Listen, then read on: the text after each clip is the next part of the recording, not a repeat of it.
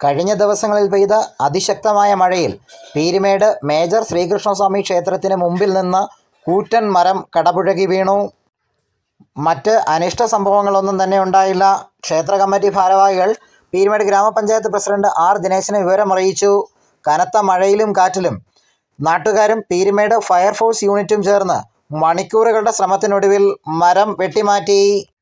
വർഷങ്ങളായി ക്ഷേത്രത്തിൻ്റെ അങ്കണത്തിൽ തണൽ ഏകി നിന്ന മരമാണ് ഈ മഴയത്ത് കടപുഴകിയത്.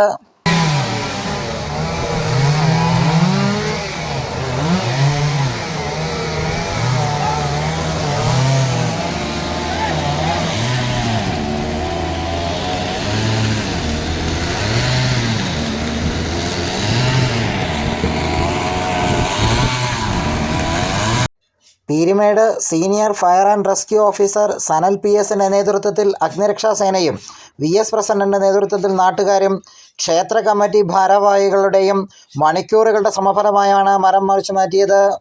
News desk Peermade live.